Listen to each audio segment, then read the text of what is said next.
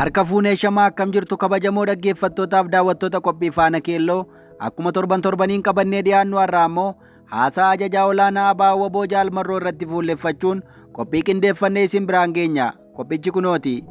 Jaalmarroon haala siyaasa Itoophiyaa ilaalchisuun tibbanaarraata biyyaalessa Oromiyaa irraan dhimmoota hedduu irratti haasaa taasisanii turan. Dhimmoota butamuu warraaqsa Oromoo bara 2018 irraa kaasuun hanga waa'ee gaaffii ulaa galaana Itoophiyaa irratti ajajaa olaanaan kun yaada kennaniiru.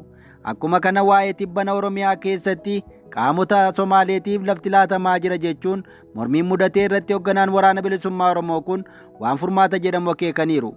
Sochii qeerroo bilisummaa Oromoo bara 2018 qabsoo Oromoo fiixee goolabaa irraan ga'e humnoota OPDO'n butame ilaalchisuudhaan dhimmoota hedduu kan yaadachiisan Jaalmarroon akkaataa WBO'n Eertiraa galee adeemsa keessa shira mootummaan bittine osoo hin hambisin irraa dubbataniiru. Abiyyi Ahimad abjuu aangoo irra turuu qabaa akka jedhan namni kun bulchaan Itoophiyaa ammaa kun shira adda addaa fayyadamuun tooftaa na baasa jedhetti dhimma ba'uun aangoo isaa dheereffachuu qofaaf hojjetaa jedhan. Itoophiyaa keessatti aangoon karaa diimokiraatawaa ta'ee walitti dabarfamee hin beeku. Kunis sababa abbootii irree aangootti cichanii ta'uu himama. Abiyyi Ahimad akka aangootti dhufeen paartilee mormituu caccabsuu, dhabamsiisuu fi bittimsuu irratti akka hojjetaa ture ajajaa olaanaan ABO WBO kun himaniiru.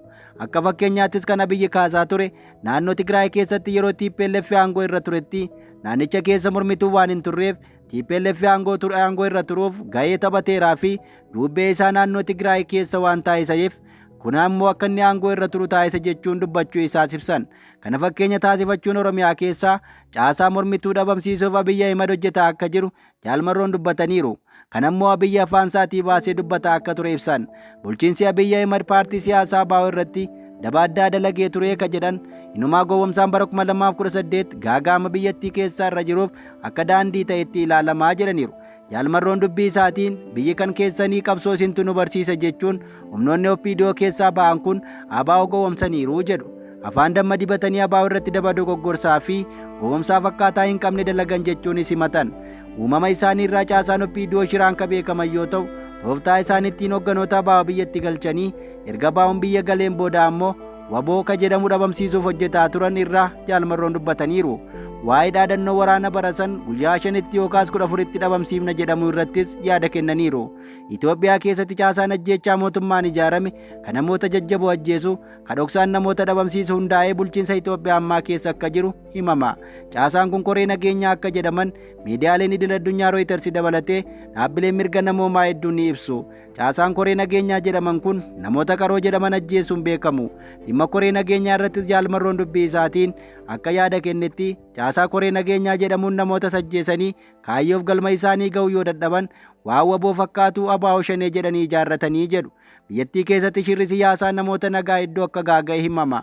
Haasaa ajajaa olaanaa ABO dheengaddaa irraas caasaan ABO shanee jedhamu mootummaan WBO fakkeessee babbaasuun maqaa jaarmiyaa kanaa ittiin balleessuuf akka tolfate himama. Akka dubbii hoogganaa kanaatti caasaan WBO fakkaatu kan onnee uummata keessaa WBO baasuuf kalaqame kun akka kaayyoo isaanii galmaan ga'uuf gaafa dhabamu waa'ee lola Tigraay eegaluu isaanii himu. Qaamni hojii shiraan beekamu OPDO'n xaxaawaa meeqaa erga taasisee yaalii hedduu gaggeessee milkaa'uu dadhabeen booda akka namni kun jedhanitti ammasitti hin ciifne.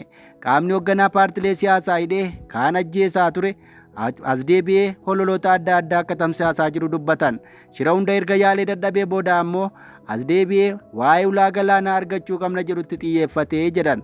Biyyattii keessatti gaaga'amni olaanaan hundi taasifameef akka haasaa Jaalmarroo irraa hubatamutti Oromiyaa keessa paartii PP'n ala paartiin siyaasaa kamillee akka hin jiraanneef adeemsa godhame ta'uu caqasan. Qofaan bargaanfadhee jiraadha ilaalcha jedhuun caasaan PP hangam akka biyya gaaga'e ABO dabalatee paartilee siyaasaa iddoo akka gidirsee dubbii nama kanaa irraa hubatama. Abiyyi Ahimad paartiin karaa nagaa qabsaa'us kan afaan qawween qabsaa'us akka walitti hin dhufneef hojjetaa akka tures Jaalmarroon dubbataniiru. Inumaa adeemsi paartilee mormituu akka hin milkoofneef ammoo sabaa fi saba walitti buusuu biyyoota ollaan wal dhabsiisuuf hojjechuurraa ulaa galaanaa humnaan argachuu qabna olola jedhu deemsisaa akka ture dubbatan. Dubbiiwwan wantoonni mana mootummaa keessaa burqaa turan hundi akkaataa aangoo PP'tti dheeressuun danda'amu irratti akka hundaa'an ibsaniiru. ulaa galaanaa karaa kamiinuu deemtee argachuu dandeessa ka jedhan namni kun maqaa ulaa galaanaa jedhuun garuu sabichi irbaata rasaasaa ta'uu akka hin qabne dhaamaniiru. Tibbana waa'een daangaa naannoo Somaalee akka hamaatti ka'uun ni yaadatama. Rakkoo daangaa irraan uumame kanaan uummanni kibba Oromiyaa godina Booranaa tibbana hiriira bal'aa gaggeessaa jiraachuun kan yaadatamudha. Hiriira kanaaf sababa akka ta'e manni maree naannoo Somaalee yaa'ii isaa irratti lafa Oromiyaa aanaalee 14 gara naannoo Somaaleetti kutuu akka ta'e himamaa ture. Jaalmarroon dubbii isaatiin waa'ee dhibdee daangaa Somaalee kanas kaasaniiru. Haasaa isaanii keessatti tartiiba shiraa mootummaa Itoophiyaa dubbachaa dhaquun akkaataan dhibdee daangaa Somaalee tibbana itti ka'es adeemsa shiraa keessaa isa tokko ta'uu eeran. Mootummaatu sabaa fi saba walitti naquuf xiyyeeffannaa isaa jijjiirsisuuf ajandaa kana gadi baasee ka jedhan Jaalmarroon haalli akkanaa waliin jireenya biyyoota ollaa gaaga'aa jedhan. Waggoota darban kana keessa ololoota karaa deeggartootaa fi qondaaltota mootummaa tamsaafamaa turan keessaa tokko waboon akka waan TPLF'n bobbaafamee fakkeessuu ture.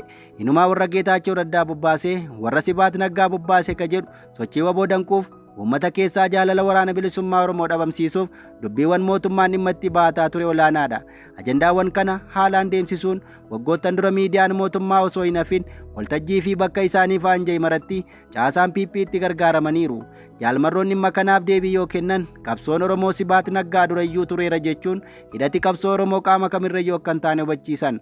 Addi bilisummaa Oromoo yeroo PDO'n ulee ta'ee Sibaat Naggaa fa'iif dalagaa tureyyuu jala dhaabbatee Sibaat Naggaa faa lolaa turee ka jedhan hoogganaan kun dubbii kanatti bishaan naqaniiru. Tokkummaan akka feesisu kan himan Jaalmarroon qaamni mootummaan kun kan Oromoo miti jedhee amanu wal ta'uu qabaa jedhaniiru.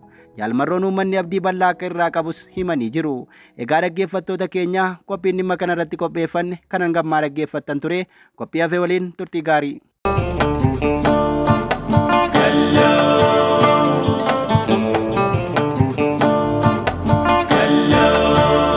Kalloo Miidiyaa.